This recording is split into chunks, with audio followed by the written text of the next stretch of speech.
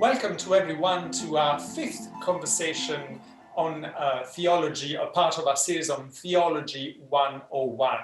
We already have a body of 10 videos, short videos in which we have either an overview of the topic or an interview with Father Nick and Father Victor. You can go back to, if you want to kind of refresh your memory about the topics we have seen so far, preparatory readings and further readings if you want to go deeper. Tonight, we are going to talk about a rule of life. It is not really kind of immediately a theological topic, but obviously theology is useful and makes sense only when it is applied to life. So it is really a matter of finding out the best way of living out our faith. As always, we are going, first of all, to watch a video, a pre-recorded video with an overview of the topic. Then we are going to have another pre-recorded video with an interview with Nick, which we did in the summer last year. So it has been quite a long time in the making. And then we are going to have two reactions to the video, the interview, and then we're going to open up the conversation. So let's start straight away with the first pre-recorded video with an overview of the rule of life. Expectations which we have deeply internalized. This applies to faith too. We believe to be more deeply alive. Faith matters so much to us because we have experienced its life-giving power. Our life thrives to the extent that it is harmonious, consistent, integrated, which of course is not always possible. Crises too are part of life. So are challenges, times of low energy, setbacks.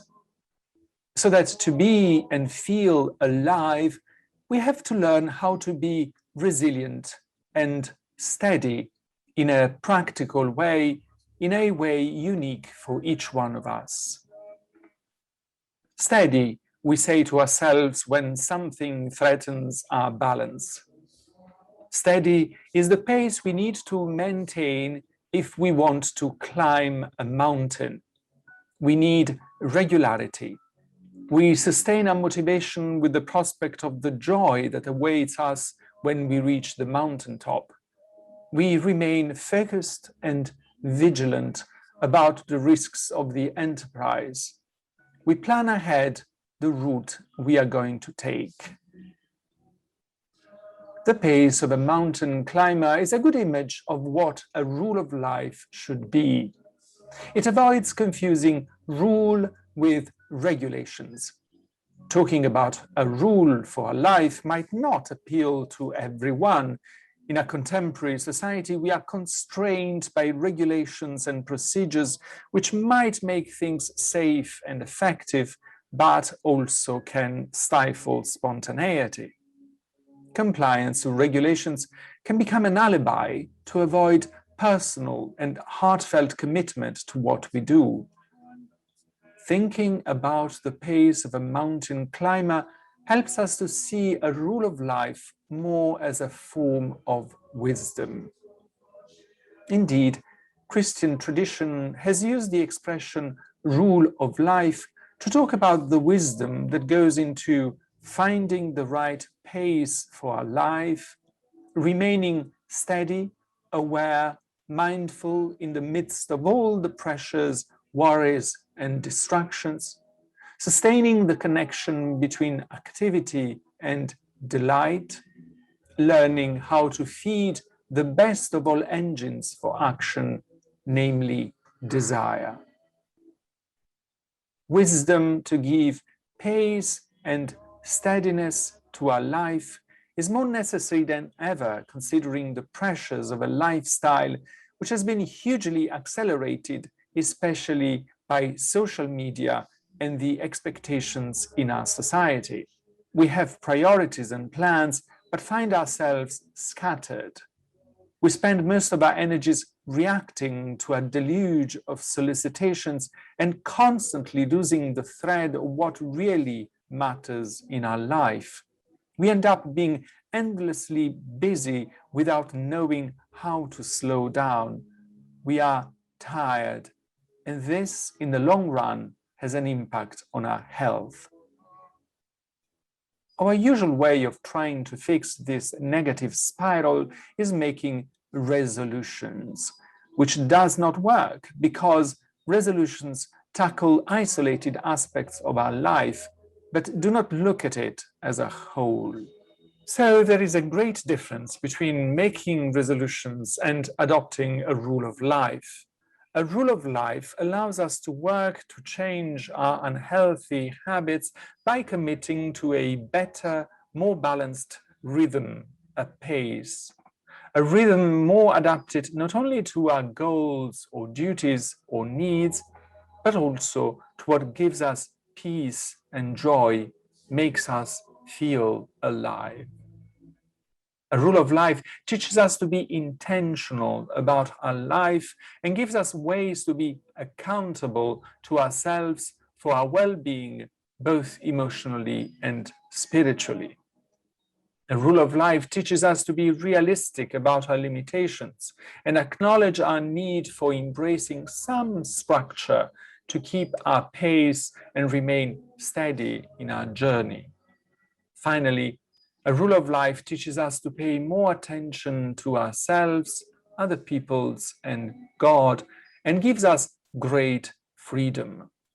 This freedom is perceptibly captured in a sentence attributed to the famous American Supreme Court Justice Oliver Wendell Holmes.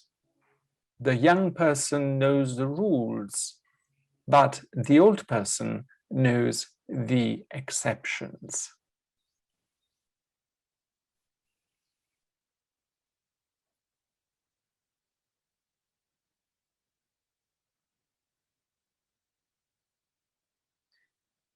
As we have done in our previous conversations, after an overview of the topic, we have a pre-recorded interview with Nick. I have to say that this interview took place almost a year ago. It was in the summer, last summer. So we have been working on this project for quite a long time. And at the time, Nick was in a wonderful place in the south of France. So you will see some references to this in the video we are going to see now.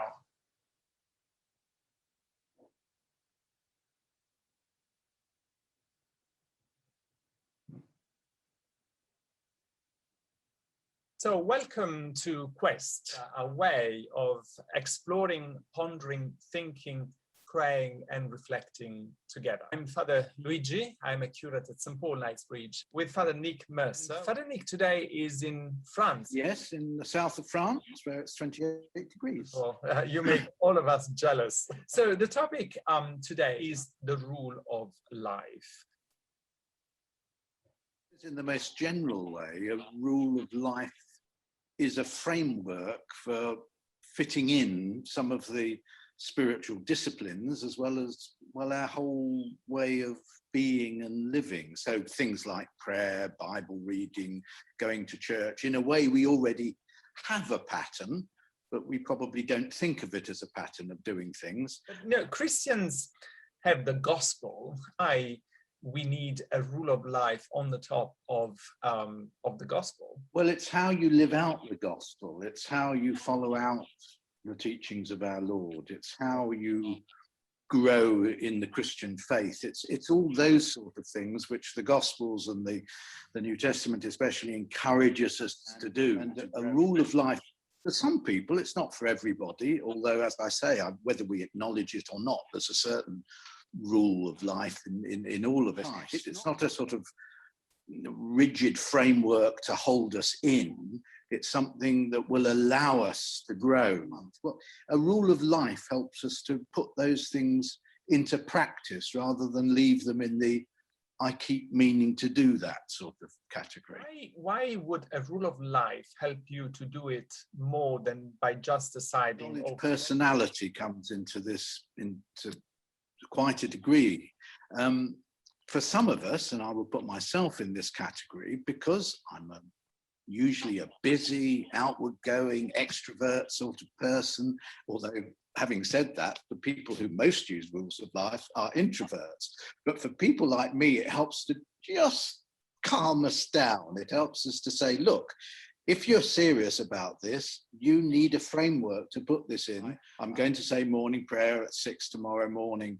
But in fact, when I wake up, I think I'll just answer that email. Whereas if I have a rule that says, this is what I'm going to do, and this is when I'm going to do it, then it helps to give me some shape. Now, it doesn't mean I need to be a slave to it. Sometimes I will miss something that I'm supposed to do. You know, I'm a Franciscan third order, which is for men and women who are not in the religious order. So my personal rule of life is nonetheless based on a Franciscan rule of life. Ask you, how long have you followed a rule of life? For about 27 or 8 years, I think. What are the options available? How many rules of life are there? Most religious orders, like the Benedictines, like the Dominicans and others, have some sort of thing for friends or oblates or people who are connected with the order, but don't live in religious community or whatever, but want to follow that sort of spirituality. The joy of Francis and the sort of spontaneity and his sort of evangelical, that sort of thing, I suppose, when I first came across it, appeals to me. It's because I know my own weakness and know that if all I'm doing is simply an internal exercise, then I can toss it aside very easily. Yeah. Whereas if I bind myself to a group of people, then this sort of solidifies it. I'm leading a very different life in retirement than I did when I was regularly a part of a worshipping community. So things in my rule needed to be changed to account for the new situation that I'm in. Because of my scientific background, I quite like these sort of the chart sort of thing. So you have daily, weekly, monthly, annually. So annually, for instance, in my rule, I must spend at least a week in retreat. Really. Monthly, I would visit one member of my family. Weekly, I would ring one member of my family. So it's very practical things as well as very spiritual things like going to mass, like when I pray. So at the moment, it says that I will say at least 2 offices in every day. But that's, for me, it's still a realistic goal. When your goals become unrealistic, then you need to change your rule, as it were. It's important you say it's flexible. One of the dangers is that if you commit yourself to rule of life, then you feel guilty if you don't do the things you are supposed to do. That's a sort of mindset that you have to be in of what this rule is about. This rule is something to free you. It's a sail in a boat to catch the wind of the spirit, or that you want freedom language rather than bars and grids language. Whereas if you set yourself 5 minutes to be quiet before God every morning, and not necessarily at 6, but maybe 7 or something, then you'll feel pleased with yourself when you do 6 or 7 minutes. It's that realism about the life you lead. Probably one of the criteria to establish whether a rule of life is good for us is the extent to which it gives us joy and peace. And that's why I said it takes a long time, God, and maybe a spiritual director or a friend who's helping you. And in a work context, I remember in one particular work context where I was working, my rule of life said I would spend some time each month working with the cleaners, so that I would just be sort of with them and say, what can I do to help you? So it touches on all those areas of both the inner spiritual life and the outworking of that spiritual life. It is one of those things that needs to be worked through usually with somebody else. I think it's something that is best talked about with somebody you respect and know.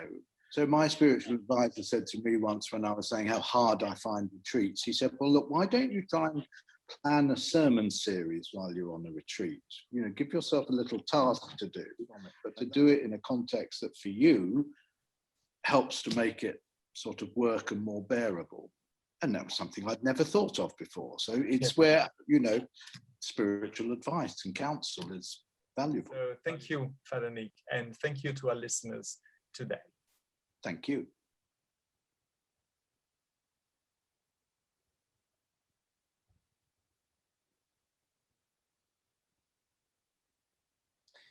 So you see, when in the first video, we were saying that a rule of life is a form of wisdom. What we have when we talk with Nick is really the wisdom of someone who has practiced this for 25 years. And it's exactly in this frame of mind that we have to enter if you want to really understand what a rule of life is and how to find ways and forms of applying this wisdom to our own lives. So before we kind of resume the conversation kind of live with Nick, I would like to ask, first of all, Charlotte, I use the French pronunciation, sorry, to tell us her reaction to this video. Yes, well, I think I prefer Charlotte. It sounds a little more romantic. I thank you for sending the video earlier. That was I watched it about 3 times, Nick. It was wonderful. And actually, I had the opportunity, or when you sent round the note earlier in the week, I read the workbook, which. And so I really liked what you said at the beginning, Nick, was you talk of framework at the start, which complements the word rule. And I don't know how many have read the workbook, but I read that rule, translated from Latin, means trellis, which was used for the vines in order to help them grow, and to lift it off the ground in order to carry more fruit and to keep it free of bugs and disease. But also, I think it allows it to grow in a supported way. Not necessarily to grow in a neat and tidy way, which our lives are never neat and tidy, but the rule, stroke trellis, allows structured, encouraged and supported growth. I think we know that children feel more secure when there are boundaries or rules and they know what the rules are. And I think that's the same with us. And we feel safer when we're supported by a rule in a way that's not inflexible or rigid, but it allows us that space to grow. For me personally, I think the rule of life would give me an opportunity to put God into my day, not in a, as you said, Nick, not in a hard and fast have to do it kind of way, but gives me a chance to set aside some one-on-one time with God, although I do need to be an awful lot better at this. I tend to have an ongoing conversation with him throughout the day. And although it doesn't necessarily provide the structure you talk about, it gives me the comfort knowing that I'm supported and allows me to function and live on a more authentic and realistic level. The other thing, I love the idea of sharing the journey with someone, as I think it's easier to be accountable, and it's also good to hear different perspectives and learn from somebody else too. Having a rule of life, as you say, I think allows us to express outwardly our inner spirituality in all aspects of our life. And one sermon that I read recently said to look for opportunities to reflect God by being good or kind or loving or supportive. And as Nick said at the start, it's how you live out the gospel in everyday life. And I think you can do that in a much better way if you have a rule of life. So those are my thoughts, and thank you very much for listening. Charlotte, thank you so much. I say Charlotte. I thank you. Really, these are very insightful and helpful thoughts. Just a little note, we can hear the noise of someone cooking, which is wonderful. Sorry, Sorry, we've stopped. We stopped. Okay, that's okay. It was wonderful. It's just, it's the mixture of life and learning, which is what we want. Now we have Patricia. Patricia is going to give us a second thought, a second view on Father Nick's video. Yes, I didn't get the video in advance. Yes. So I'm taking it straight off the press, and I was absolutely fascinated by the structure which you have discussed, and very valuable. And I like Charlotte's concept that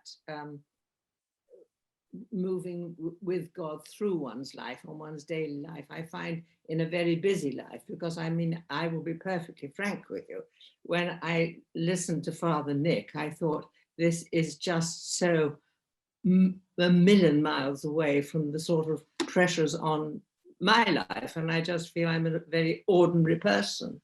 5 minutes in the morning with God is probably about the much one can manage. It is perfectly true that I have another very demanding thing, which I feel God is very much with me and has brought me to it. So there is no problem about that, and I'm getting endless help in most extraordinary way with it. So I feel it's a journey that I'm on. But I sometimes feel that, one's life can be a busy life. You can have every other aspect of it subordinated to the demands of domestic and family life and the times for meals. I mean, there's no point in this at all. I mean, if you to pretend otherwise. I mean, if you have to put in a certain amount of work and X many, quite different objectives, I won't bother to discuss them, you really are. The reality of life is that you think, how am I going to find the time for this? And from a personal point of view, I've been thinking about this whole concept of discipline, of measuring your time. And I've been very fortunate in having two very, very accomplished, highly disciplined friends who have been just put in my way we've come across each other to help me. And, their complete discipline and organization and information management is such that they do have the freedom. They are free because it's all done, it's all organized. And in a way, I think this is perhaps what we're talking about, that you have a structure, you meet that structure leads you to the next point. And although it's a very busy aspect to have this structure, it does ultimately give freedom, and it gives peace of mind, because you don't go, like I frequently do, looking for things which are desperately important and lost. And I appear rather like a terrier going down a rabbit hole, like this the whole time. Or my dog here, who does insist on coming to quest as well. Yes. So it is, I'm entirely with Charlotte, I am entirely with you, the first film, and I'm entirely with Father Nick, but with immense wonder and, complete, amazement. And I think it's a wonderful thing that you have adopted, and a great lesson to us all. But I'm miles away. Wonderful, wonderful. Thank you very much, Patricia. These for this sharing. Father Nick, is there anything from what you've heard already, these two reactions, you want to kind of react to? They're very helpful reactions. Charlotte's, I'm sure the preachers amongst us have taken note of that thing about the vine and the rule. I will check up on that, but it seems a very happy coincidence. There are very many differences in Latin between the rules and the laws. Yes, with rules and very regulations. Reach this and Charlotte, yes, and thank you to Patricia for yours comments and things as well. And I do sympathise with you, and that's why I say things change in your life. And like you, I've had periods in my life when I was just getting I was hardly sleeping, and you just everything gets. And I used to teach time management when I was teaching in theological college. I always started, my first slide on the first lecture was, efficiency is intelligent laziness. Efficiency is intelligent laziness. And this was the idea that often, like you, I would spend ages trying, I know I had this somewhere, I put this down somewhere, I need it now, where is it? And so just having everything in the right places and just taking that extra 10 seconds to put something away rather than those sort of things. Now, I mean, it's a little bit away from the rule of life, but as you say, when you begin to live that way, it actually helps you with your rule of life, because it does give you a little more control over the little time that you sometimes have when you're leading a very busy life, especially with families. I always admire my friends with families and children, and goodness me, I so often say to them, as I did this weekend when I was away with a couple with 3-year-old twins, I said, I so admire you parents, which I do. I don't know what my rule of life would look like then, but there we are. Yes, wonderful. So in the meantime, if there is anyone who has a question or a kind of observations, please feel free to signal it, and you can really kind of come in anytime.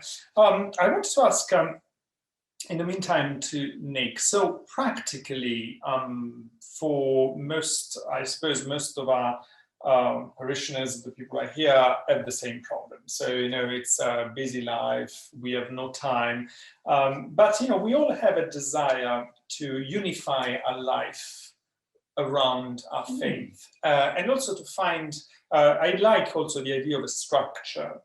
So very kind of practically, if someone thinks, okay, I've heard, this conversation, the rule of life, and I want to think about how I can, probably not to be too formal about it, but at least introduce some elements of structure and order in my life. So where do I start? What do I do to introduce this? I think, as we've already suggested, you can try starting with what you already do, but perhaps you're unaware that you do. So if we take Charlotte's conversational prayer, I like that, and I think we're all into that. As soon as you think of something or someone, sometimes you just shoot up a little prayer for somebody, or for some situation, or for yourself, and then God's always on hand, as it were. And sometimes I have built that at times into my rule of life in a sort of informal way. So, for instance, when I was travelling to work on the tube every day, in the morning, sitting in that eerie silence that sort of 100 packed people in a train carriage can do, I would pray for various people that I saw around the carriage. I would think, I wonder what your life is. I wonder what your worries are. Lord, just bless this lady here. Or I wonder what what's this schoolboy worried about as he's off to the City of London school? And just praying for people, because it just takes you out of the realm of worrying about what you're going to do when you get to work, or things you've forgotten to do now you left home. So there are little things that you can build into a sort of pattern. And for me, it became a pattern. And I have to say, still now, I often, when I get on a tube train, not always, but sometimes when I look around, you sometimes spot somebody and you think, I'm going to pray for that person, because I think they just need some prayer there. So things like that. Simple things like saying grace at meals, even if you don't say it out loud. You don't have to sort of sit down in the canteen and cross yourself, I mean, as some of my colleagues do. But you can just quietly, at this time, you're going to eat your sandwich or whatever, you can just say a prayer to God. And at family time with meals, and in a sort of the little house on the prairie, or the Waltons, in that sort of style. Sometimes when I've got guests who are sort of fringy church sort of people, but at the beginning of the meal, I'll just start a conversation with God and say, well, thank you, Lord, for sending these friends to us today, and we pray for them, and our conversation over. So it's just a natural way of doing something which just brings God back into the thing. Table fellowship, as it's called, which communion, the Mass is the prime example. So I'd start with what we already do and just begin to perhaps build other things in. So a natural way of doing things, starting with what always do and trying to be more intentional about putting them together and making them some kind of something that really gives more kind of a structure to our lives. Now, there was just Patricia said something which I wanted to hear your thoughts about, is sharing the journey with someone. I know that you told me that you often do morning prayer with a friend of yours. And we mentioned friendship. So do you have something to say about the role of friendship in relationship to a rule of life, or to making our life more intentional and more structured? Yes, it's one of those things which again goes alongside personality. When I worked for Bishop Richard, we used to sort of mock each other gently at times, as people who work together do, because he was an introvert who loved nothing more than being on his own. He didn't want to say prayers with his staff. He didn't want to say communion every morning with his staff, as some other bishops do. No, he wanted to be on his own, which he was. He said his prayers very early in the morning before I got to the office. Whereas I like being with other people to say my prayers. It slows me down. It stops me keep thinking about other things or whatever. It doesn't stop me, but it can help me to stop thinking about other things. So for me, yes, praying with other people in that context and so on is good, but also just in my general journey, I'm a person who likes to pray with others. Some people like to pray on their own. Given the choice, I would always pray with others, apart from all the, just the prayer that goes up all the time, as it were. But I like being with other people and sharing that discipline together of morning prayer or say going to Mass or that sort of thing. It's and even those things are seen as frameworks. When I say morning prayer every morning at the moment with old friends up in Gateshead, who I've known for many years, and we started doing this at the beginning of COVID, and we're still doing it now at 8:30 every morning. We say that from the book Common Worship, not the book because it's all on an app. We use our phones and iPads and things. Now, that's the thing I was going to say. When you say morning prayer, sometimes I can't remember what the New Testament lesson was. I mean, we're wading through Deuteronomy in the moment, so I remember what that is. It's just all horrible things about everybody. But anyway, you don't really remember it, but that's not the point. The point is that I am intentionally doing this, and in it, I'm sort of being reflective and thinking about God and praying for people who come to my mind, even when I'm not listening to the words of the psalm. Even when I get to the end of the canticle sometimes and think, well, I must have responded, but I don't remember doing any of the responses to this, but I clearly did do that. So it's not something you have to think about every word on the page when you're saying the offices, which is one of those staples of many rules of life. It's simply something that slows you down and makes you stop and wait and think.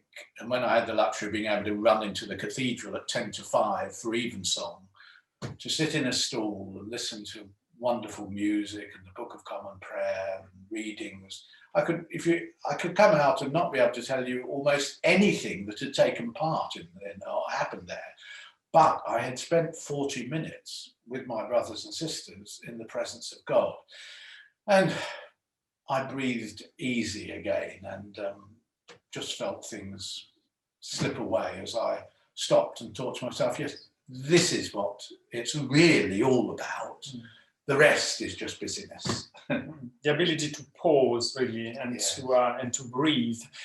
We have Kimball has a something to say. Thank you. Yes, and thanks to both of you, all of you. Obviously, Charlotte and Tricia as well. I was lucky enough to have a view of the video this afternoon, and I have to say it was terrific to see it a second time, because that makes what I'm going to be saying even more of, if you like, an observation about semantics, for which my apologies. But I was interested that I responded very well, I thought, to some of the things that you were saying, Nick, about shape and structure and framework, guidelines being understandable, applying to many things in all our lives. And then the word shifted to rules, regulations, orders, particularly in the context of the religious order. And I thought, I'm finding it difficult to align the two and reconcile the two. And it was only on the second playing of the video just now that I picked up much more on the flexibility that you've used. But the observation I particularly wanted to make was that a whole load of the words that you used in this video apply to some of the words that you used a couple of weeks ago when we were talking about ritual. So shape, pattern, discipline, repetition. And just semantically, how I responded much more positively to those in the context of ritual than I did when you were applying them, particularly as you move towards the context of religious order and the rules associated with that. So there's an observation. Thank you, Kimball. So I don't know if you want to make any short reply just before we end, or a short observation. No, I think that's helpful because when we're in the business, we do begin to talk in ways which are sometimes Anyway, yes, it's helpful comment. Thank you, Kimball. Thank you to Kimball, to Charlotte, and to Patricia. Thank you to Father Nick. So, as always, if you want to watch again the videos, they are available. We are going to give you some further readings if you want to go deeper into the topic of this week. Next week, as you know, we are coming close to Pentecost, not this Sunday, the following Sunday. So it is very appropriate that next week, next Wednesday, we should talk again with Nick about the Holy Spirit. So as always, in the next couple of days, we are going to send to you some preparatory readings, very short texts you can kind of start to mull over, so as to be kind of prepared for this. At the same time, I just want to say two things. One is that tomorrow evening there's going to be no evening prayer because it is the Ascension. So we're going to have the celebration of the Eucharist at 7 o'clock here in the church. So it will be really wonderful if as many as you, now that we can, came over and here. But if you can't, of course, as always, the ceremony is going to be broadcast online on Zoom. And just one last point is we as Father Nick says, we should take advantage of the things we have already that give structure to our life. And one of the things we have tried to do at St. Paul's since for a couple of months now is evening prayer. And again, this kind of appointment at 6 o'clock might not be easy for everyone all the time. The other day, I think I saw Roland actually taking part to the evening prayer on the bus. He was on the bus somewhere and I could see him there. So I found this wonderful because this is what a rule of life is about. It's not about being in a special place and do things in a special way, but trying in the midst of our lives as they are to introduce an element of pause and to give some space for God and to take some distance from everything that worries and distracts us. And these are the little things that will make a difference for our lives. It was wonderful.